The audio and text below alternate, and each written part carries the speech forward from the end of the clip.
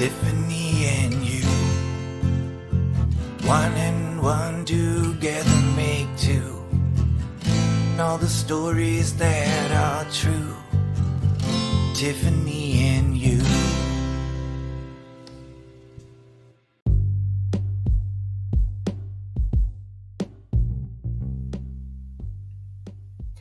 You're listening to Tiffany and You. This is your host, Tiffany Yu. On this episode, I'm joined by Dr. Adia Gooden, who is a clinical psychologist and mental health expert, to talk about all things mental health, trauma, and coping strategies. In light of continued racial injustice and uncertainty, it was great to have Adia on the show to really dig into racial trauma, intergenerational trauma, and ways that all of us can heal collectively. Hope you enjoy this conversation.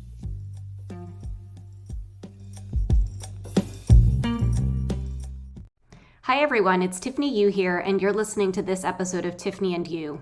On today's episode, I have with me Dr. Adia Gooden. She's a licensed clinical psychologist. Hi, Adia. Hi, good to be here with you. Adia also has this incredible TEDx talk called Cultivating Unconditional Self-Worth, which has 450,000 views on YouTube. And we're not going to talk about that today, but we should hopefully have her on another time to talk about that. But Adia and I actually know each other through a community called the Global Shapers. How long have you been part of the Global Shapers for? I think I was part of the Global Shapers for about 4 years total before I aged out. So now I'm a proud alum of the Global Shapers. Got it. And for those listening, we've had a couple of Global Shapers on the podcast so far. It's a community of people in their 20s and early 30s who are passionate about social impact and want to make change within their local communities. And aged out is a term we use within the Global Shapers community when you turn 33. Yep. But it does not mean that it does not mean you have aged out of life or anything. Life still goes on. You and I have known each other since the 2016 SHAPE North American Conference in Minneapolis. So I brought her on the show today because I wanted to talk about trauma. But I wanted to talk about trauma in the context of the civil rights revolution is what I'm calling it, that we're living in right now. But seems like our world is kind of changing every single week, almost every single day. So Adia, I'd love to bring you in to chat about how are you doing right now and talk about this May 27th Instagram post that you posted that kind of sparked a lot of the conversations that we're having now. Well, thank you so much for having me to talk about this. Yeah, I mean, I'm doing pretty well right now. I think it's interesting for me to observe, and I think a lot of people go through this initial upset, emotional intensity that I experienced, that I think many people experience after learning about George Floyd's murder and Breonna Taylor's murder and seeing the protests and participating in them, to now when I feel like I'm getting back to normal a bit. And I think there's a tension for me between the need to get back to normal, the need to get back to feeling okay and feeling safe and feeling healthy, and the concern that I might forget some of the urgency and the importance and lose some of the energy and the anger that drove a lot of action in the beginning. And so I'm doing pretty well right now, and also wanting to keep myself engaged and thoughtful about what needs to happen to continue to shift things and how I can participate in that. And so about a month ago, you posted on Instagram.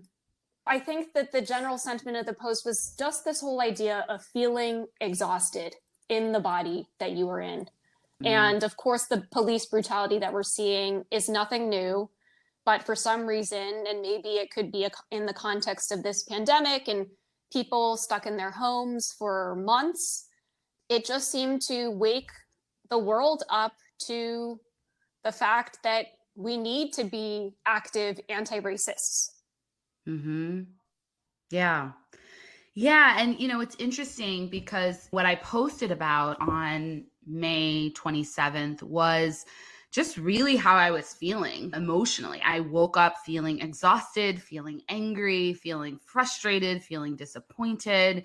And I felt it physically. So I felt a weight in my chest. I felt fatigued physically. I felt like I had more, like the anger felt like it was sort of moving through my body and needed to get out. And it just landed so physically for me. And I think that relates to how racial trauma impacts us. And when I refer to racial trauma, I'm really referring to the stress, that physical, mental, emotional stress that Black, Indigenous, and people of color experience when they experience racial violence, discrimination, microaggressions, any of these forms of oppression. And the thing about racial trauma is that it can be intergenerational. So it's passed down both in of gene expression and what happens related to stress and how that affects our genes. It's passed down in utero in terms of what a fetus, a baby, before it's born is exposed to. And so all of this was triggered, not to mention all of the experiences that I have had related to racism and sexism that just felt like they came right to the surface. And so that was a lot. And in the post, I was just trying to share that. And it's interesting because I have a blog, which I don't write in very much anymore, but I think it was about 4 years ago in 2016 when there was another wave of Black Lives Matter protests, and that was becoming more widespread, but there weren't as many non-Black people involved. I wrote a post that was very similar, and it was interesting to go back to that and see the similarities in terms of what I experienced and what I was thinking and feeling. And so the thing that feels really different right now is that the broader public, people who are not Black, are waking up, as you said, are listening, are interested, are believing these stories right now. And so that really feels very different. I think in the past, I might have had a similar emotional experience, but the wider society community response was very different. And I had Corey Ponder on our show a couple weeks ago, and he's a Black man and an empathy practitioner. And he had written a post about how he felt like he was stuck in a loop. He wanted to be Black and proud, but he was also just really exhausted of being in this loop. So I know you mentioned racial trauma. I know you mentioned intergenerational trauma. I wanted to take a step back for those of us who don't sit in trauma spaces. I was wondering if you could just provide a definition of what trauma actually is and what that actually means. Yeah. So trauma sort of traditionally, so I'm a clinical psychologist, so I have that training and background.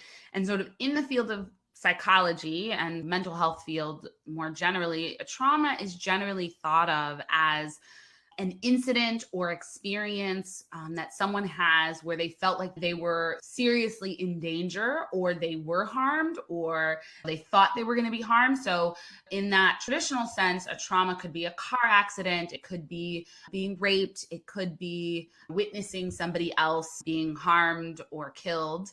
And in the last, I would say, 5 to 10 years, we've started to expand our understanding of trauma beyond this one singular event that was really big, to thinking about traumas that may not lead to post-traumatic stress disorder, but challenge a person's sense of safety, sense of connection, sense of agency. And so a trauma could be feeling betrayed by someone that you previously trusted. So that would be, I don't know if this is the best way to refer to it, but we sometimes call them small t traumas. So that could be traumatic in terms of relationships. Or we're also more understanding that there's this complex trauma that might not be one incident, but it might be experiencing microaggressions week after week after week at your job. It might be applying to jobs over and over again and never getting a call back, or getting an interview and people like you, but never getting hired, and feeling thwarted, feeling like because you're part of a particular group that you're not being acknowledged. Or I know that you focus, Tiffany, a lot on people who have disabilities. And so it could also be feeling really unacknowledged. So maybe you're in a wheelchair and people never acknowledge you, never say hello, never greet you. And that could be traumatic in its own way. I think about traumas when I'm working with clients. I'm thinking, okay, so did this really alter or shift the way you saw yourself, the way you saw the world in a fundamental way that made you less trusting of yourself, less trusting of other people? That gets brought up for you when you're in similar situations. And so that leads us to this word trigger, which people talk about often. You might hear the term trigger warning. And basically, a trigger is anything that brings that trauma up into the present. So one of the things that happens with traumas is that people can have flashbacks and can have very physical bodily responses to their memories, to their vivid memories of the traumas that have happened in the past for them. And so a trigger is something that brings that back to the present. So a couple of years ago, when the Me Too movement was really strong and going, you'd see people write trigger warning before they talked about their experience with sexual assault. And the point was, the idea is that if somebody who has been assaulted reads that description of somebody else's assault or hears about it, that might be triggering. It might remind them of their own trauma. And so we want to give people a heads up about that. Thank you for those explanations. The reason why I wanted to ask you about those definitions is like that we have a tendency to want to disassociate ourselves from trauma, when I believe that it is a very human experience. And at the beginning of this pandemic, people were talking about what we're experiencing right now, social distancing, or seeing our loved ones contract the virus, or frontline workers. There was an element of that was trauma. Would you say that? Or would you agree with that? Yeah, I would agree with that. So witnessing people pass away, people you love passing away, especially if it feels like it's unjust and unexpected, can certainly be traumatic. And feeling like your trust in medical systems, in the government, is being eroded very rapidly, which I think has happened for of us, that can certainly be traumatic. It really challenges our sense of safety and our sense of well-being. And I liked what you said. I feel like you started to reference this idea of we want to disconnect from the feelings. We want to pull away from them. And what we know from trauma research is that people are more likely to experience PTSD, which is post-traumatic stress disorder, if they dissociate or pull away from their body, from their experience, and try to shut down the feelings. Now, we don't want to stay in feelings that are overwhelming for days and days and days. And what we know is that feeling the feelings, feeling the sadness, feeling the anger, feeling the fear is actually a really healthy thing to do, even though it's uncomfortable, because we process the emotions through and then we're able to move forward and make choices about how we want to act and what we want to do and how we want to address issues. Yeah. When you were talking about trying to disassociate from the trauma, I mean, I definitely get it. But I want to take a quick break. And then when we come back, I want to talk about pathways to healing. I know you touched on it just briefly, but really thinking through naming it and where we go from here. Sounds good.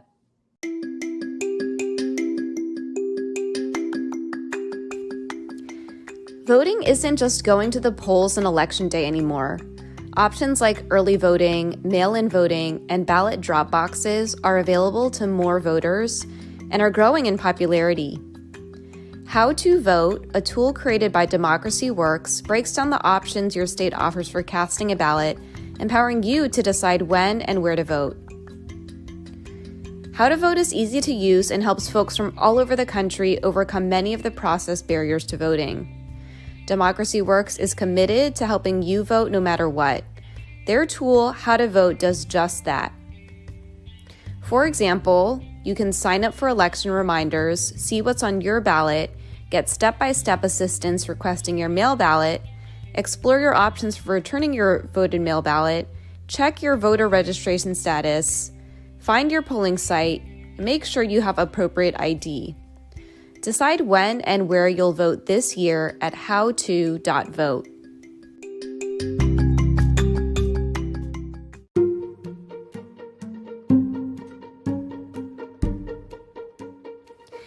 Even though this is a presidential election, there are many more candidates on the ballot besides the president. Go to Ballot Ready for a nonpartisan guide to your entire ballot. From there, you can compare candidates based on stances on issues, biography, or endorsements, and then save your choices to use when you vote by mail or in the voting booth.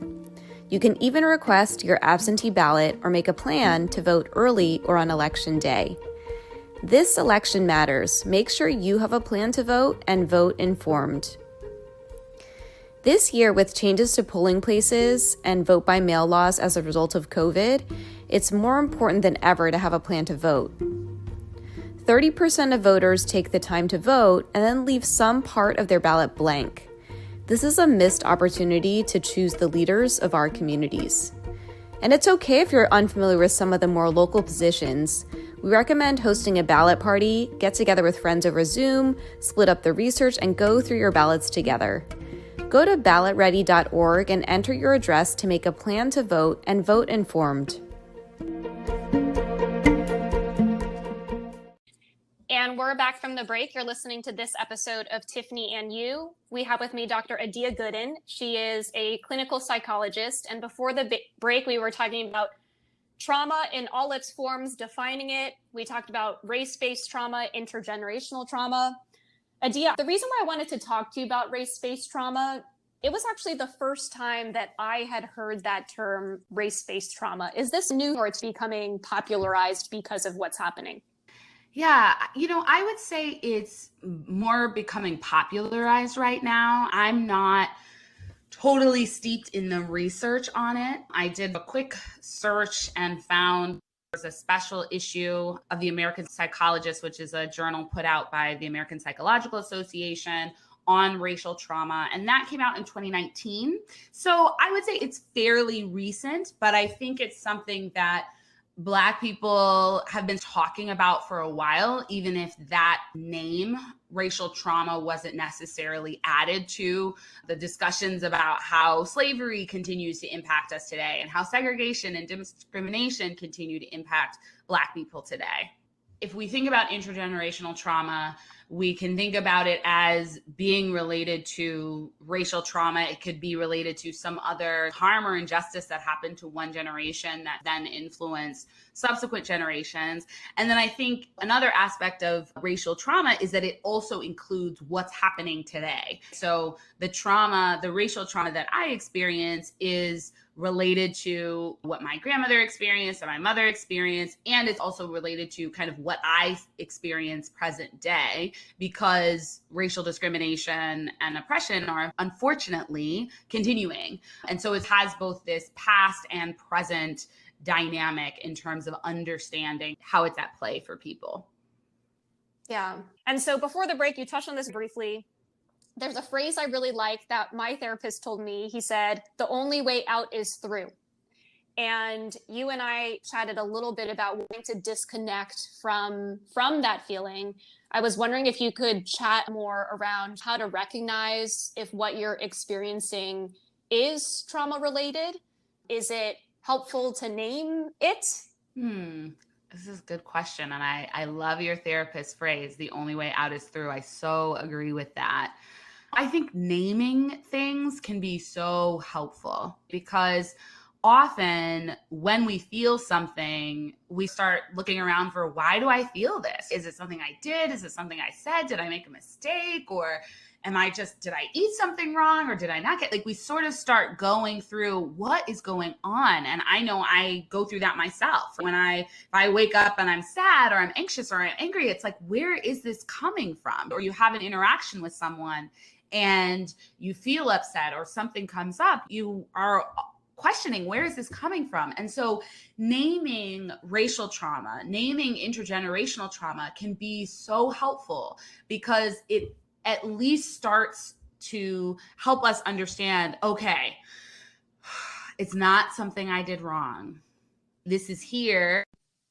Feelings are here, but it's not my fault.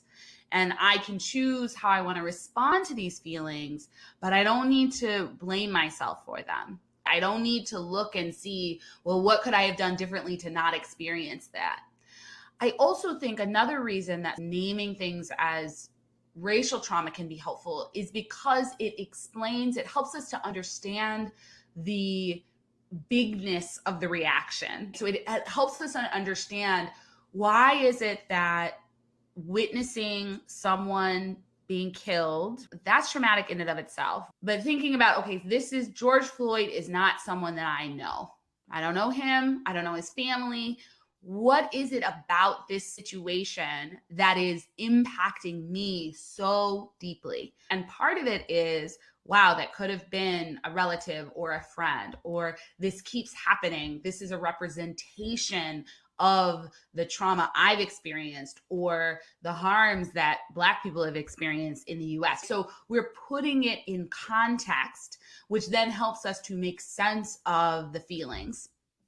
You asked about whether we need to name it as racial trauma or trauma in general. I think getting specific can be helpful. And if you just start with, I think I'm having a traumatic reaction, or I think this is a response to trauma, I think that's a really great start. I think this is one of the places where therapy can be really helpful, because often when we're in the feelings, it's really hard to make sense of them. And so having someone who can sit with us and see them and help us process them through can be a useful way to name what's happening and move towards healing.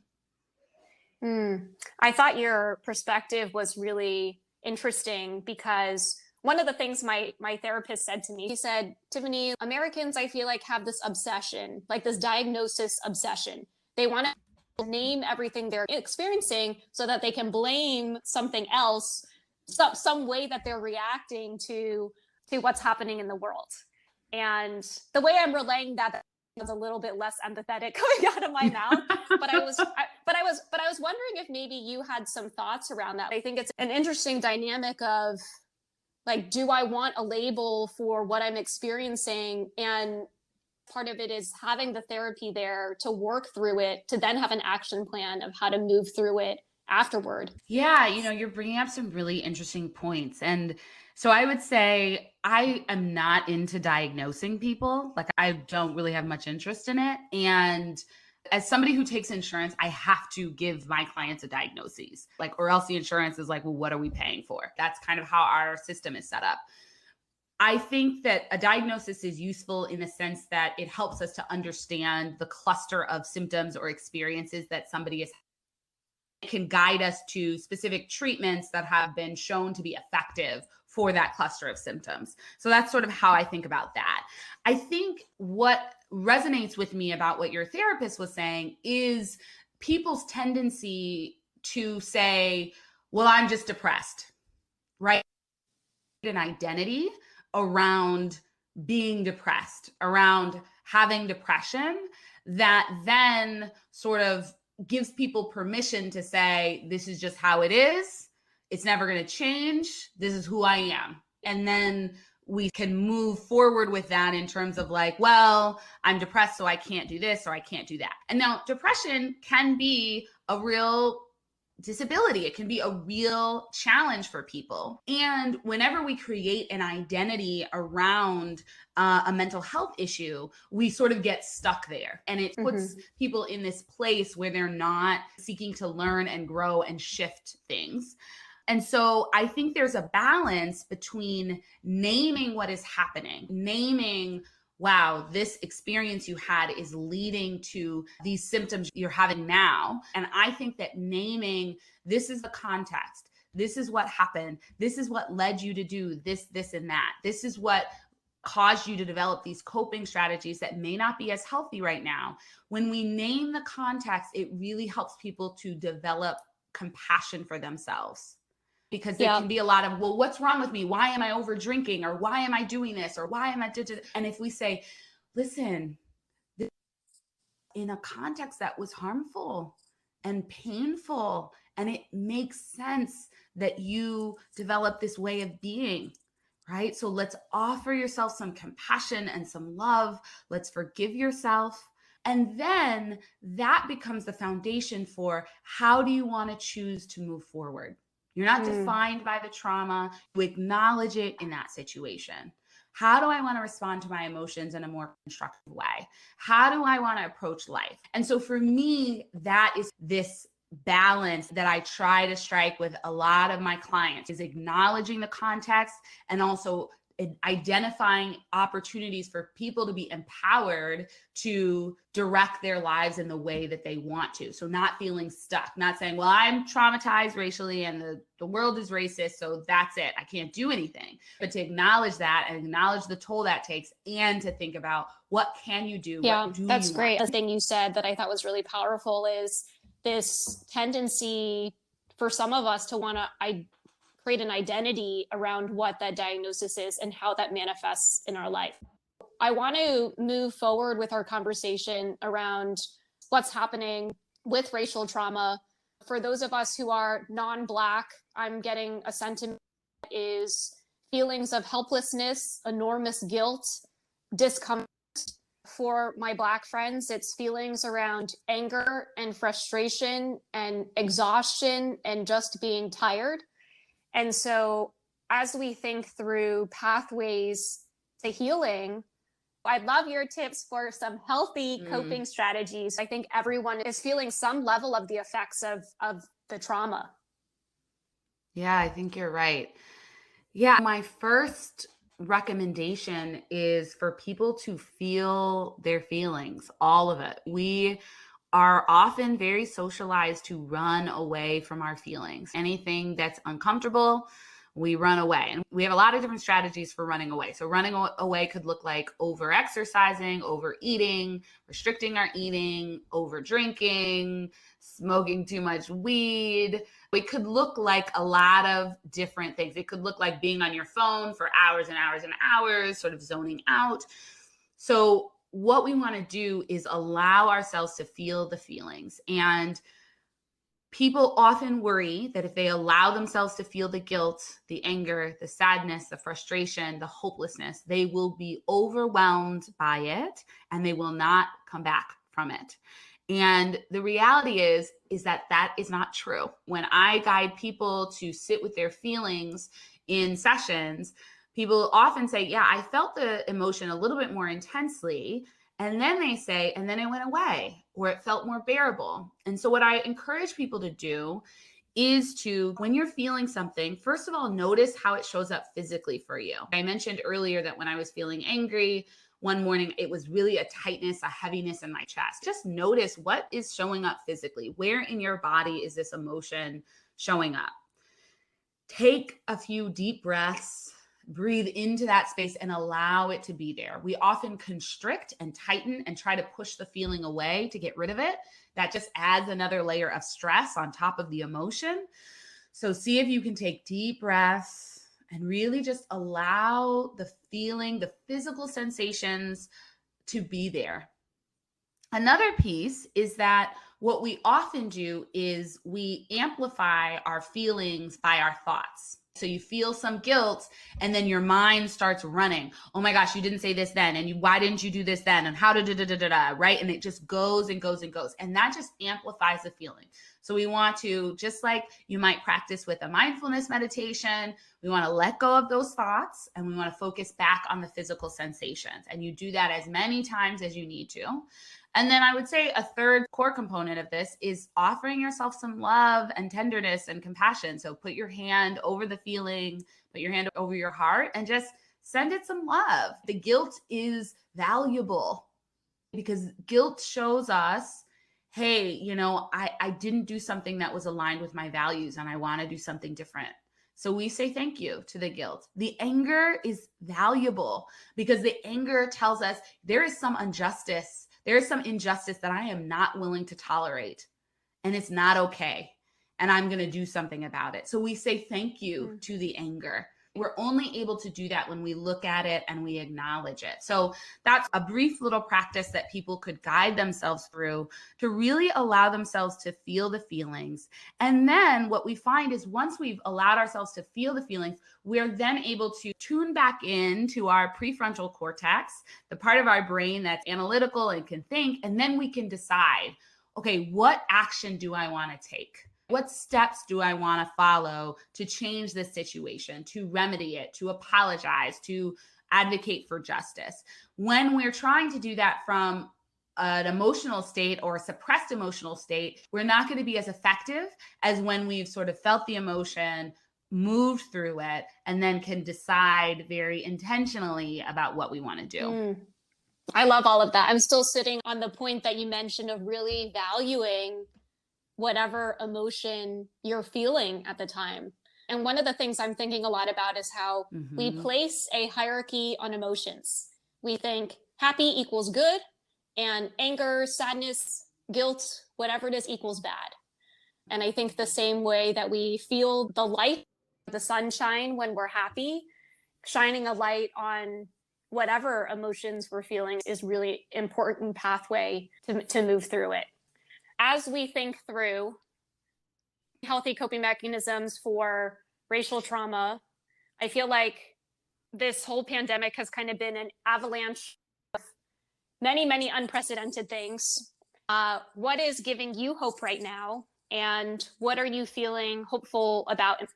Yeah, those are good questions. I'll just sort of acknowledge, yes, there's a mental health crisis. It's really hard to be alone and to be isolated. And for those people who are in that situation, this pandemic has exacerbated mental health issues, the stress of it, the anxiety of it, the trauma, as we talked about, has really created a spike in mental health issues, not to mention people losing their jobs and feeling financially unstable. All of that is really cause a lot of mental health issues that we need to address in a systemic way. And I don't think that the government has yet responded in a comprehensive way to address that, but I hope that that will happen.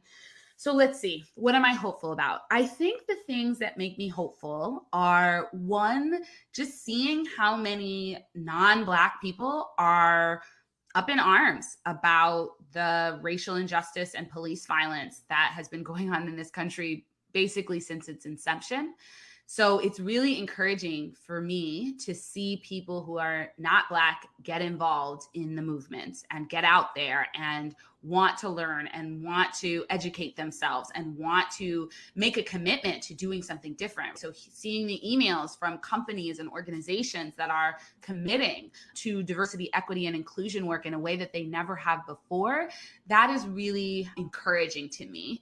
I think the other thing that is giving me hope is that I do feel, despite the many, many challenges and tragedies related to the pandemic, I think it is forcing us to get back to a simpler way of connecting. Obviously, through video calls, it's not necessarily simpler, but as people begin to gather safely outside in parks and having picnics, it feels like there's a simplicity to human connection and just having good conversations and being outside and enjoying the sunshine that I think I may have forgotten about. And I don't know if I'm alone in that I think we sort of forgot about. We don't need a fancy restaurant and a lot of drinks and all of these other things in order to connect. We really just need to be together. And so that has also given me hope that we're rethinking how we want to do life, rethinking the busyness, the rushing around, the need to spend money all the time. And so that gives me hope as well. It's beautiful. One of my greatest learnings from this pandemic has been what I have is enough.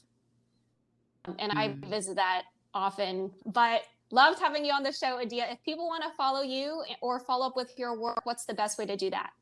Yeah, thanks for having me. So you can find me on Instagram at Dr. Adia Gooden, so at Dr. Adia Gooden. Facebook, same name. I also have a website, www.dradiagooden.com. So please reach out, follow me. Love to hear from you. Thanks, Adia. And that's the end of this show. Thanks so much.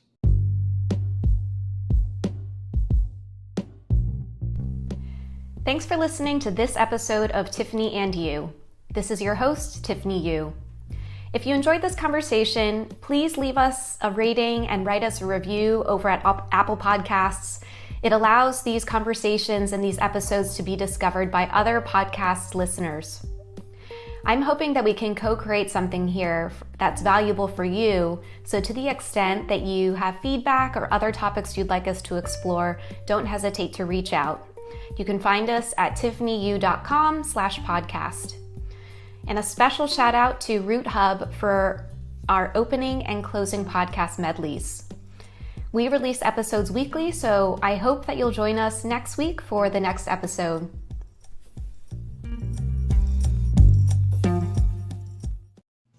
Tiffany and you.